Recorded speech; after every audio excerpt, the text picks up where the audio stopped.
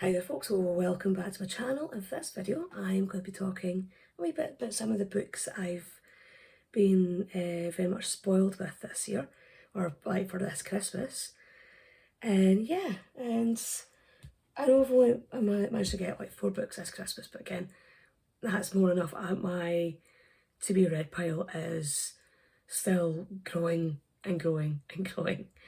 And there's always new books I kind of want to get and want to read and enjoy. But again, I will talk about that in just a moment. If you enjoy my channel, if you enjoy my videos, if you can click on the subscribe button, click on that notification bell, leave some likes, leave some comments. It's always really appreciated. And yeah, so as every like, every comment, every view, it all really goes towards helping the channel to grow and getting the word out about the channel and about me as a writer. So 3 of the books so far that I've managed to get this Christmas are these 3 here. So I will talk a bit more in depth about all 3 of them, and as well about probably the biggest of the 4 that I received today on Christmas. So those are the 3 books there. So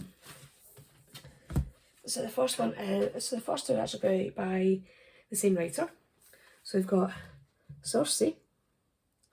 So again, I think this is one that's really popular. And so to read the blurb a wee bit. In the house of Helios, god of sun and mightiest of the Titans, a daughter is born. Circe is strange, not powerful and terrible like her father, nor gorgeous and mercenary like her mother, but she's a dark power of her own, witchcraft.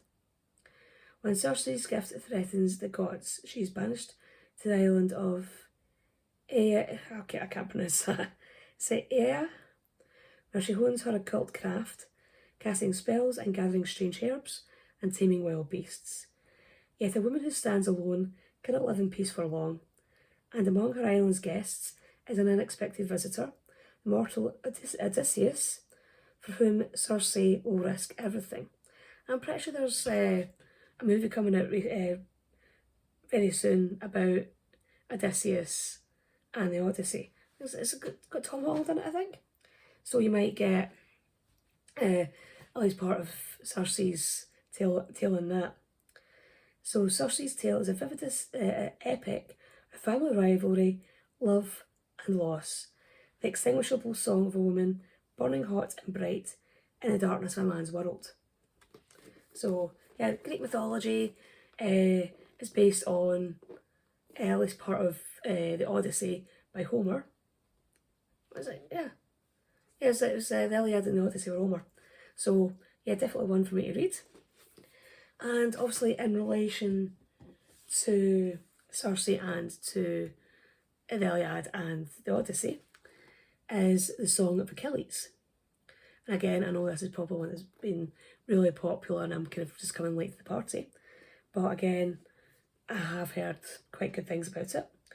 And again, based on Greek mythology. So Greece in the Age of Heroes. Awkward young Prince Patroclus has been exiled to the court of King Peleus. Despite their differences, Peleus' golden boy Achilles befriends the shamed prince. As they grow into young men, their bond blossoms into something deeper, despite the displeasure of Achilles' mother, the sea goddess Thetis. But when word comes that Helen of Sparta has been kidnapped, Achilles must go to war in distant Troy and fulfill his destiny. Torn between love and fear for his friends, Patroclus goes with it. So very much kind of telling the story of Achilles, but from the young prince's point of view. So again, one that I will very much enjoy reading, hopefully, and one that I'll be looking forward to spend some time looking at.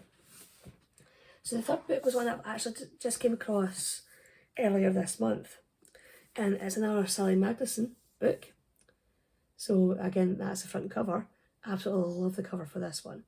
So it's called The Shapeshifter's Daughter, and for those who maybe don't know, Sally Magnuson was a newsreader on the Scottish News. I think it was BBC she was with. And she is the daughter of Magnus Magnusson. And Magnus Magnusson, even though he lived most of his life in Scotland, was Icelandic and spoke Icelandic, taught Sally Icelandic, and also taught her about all Norse mythology, Icelandic history, that sort of thing. And I always remember it was when the volcano in Iceland was erupting, was back in 2010. And all newsreaders were just saying that Icelandic volcano. And Sally Magnuson was really the only one who would actually sit and say the full name of the volcano, which I try and not totally butcher here, but it was Eyjafjallajökull. And she was the only one that's actually sitting saying the name of it. So the Shapeshifter's daughter is actually about the goddess Hela, so she's obviously the daughter of Loki, and as we all know, is a shapeshifter. Before she was a hideous monster, the queen of the underworld was simply Hel. Cast out as a girl from lofty Asgard, the realm of the gods, by Odin the Allfather, Hel's fate as the terrible goddess of death was sealed. Hel, half beauty, half crone, she has reigned for eons in the starless darkness of Niflheim, grimly welcoming those pitiful of death's travellers to her ice-locked prison, until one day a memory shifts and she is forced to seek out the sun in Midgard, where humans have made her home. Faced with terminal cancer, Helen Firth makes the impulsive decision to return to Orkney after 40 years to make peace with her past. Under the wintering solstice sun, she reconnects with the ungainly but affable Thorfinn Coffin, who helps her address the real reason she's returned to the islands, to die. As Helen goes closer to death and even closer to Thorfinn, Helen in turn is intrigued by Helen. She too has a past to confront and a lesson to learn. That perhaps who she believes herself to be isn't who she really is. So it's a powerful reimagining of the Norse myth of Hel. The Shapeshifter's Daughter celebrates the joy of reclaiming our stories. So that'd be quite an interesting one, especially as I do have an interest in Norse mythology and in a lot of the Norse stories. So that'd be an interesting one to sit and read and spend some time on. But probably the biggest one, and the one that I was actually really looking forward to getting, was the third book in the Book of Dust trilogy. So this is again by Philip Pullman, who wrote his Dark Materials. And yeah, I've got the first two books of this trilogy. I've read the first book. Really seriously need to read the third book, read the second book. But again, it's just, the book itself just has such a lovely feel. I just love the way it's been bound. And again, they've got all this kind of gold markings on like the edge of it. It was obviously is meant to represent like the dust that plays a massive part in both his Dark Material trilogy and the Book of Dust trilogy. So this is the Book of Dust trilogy is seen as being a companion trilogy to his Dark Material trilogy, and it continues the story of Lyra Silvertongue. So the first book is when you see her when she's an infant, and then the book 2 and book 3 follow her story from there, or follow her story from after the end of his Dark Material trilogy. So this book is called The Rosefield, and it's just, this is obviously a special edition of it, because it hasn't long been published. But it's good. I think it's going to be a good read. Obviously this is not going to be one that I'm going to be having in my rucksack and taking with me when I go out on like day trips or go out somewhere. This is definitely one that I'll be keeping in the house, keeping special, keeping safe, because it's just such a lovely edition of the book itself. So I will really be looking forward to reading this at some point. So I did actually get this one as a Secret Santa. So if you're watching and you're the Secret Santa that got me this, seriously, thank you so much for getting it. really love this, and this is going to be such a good read.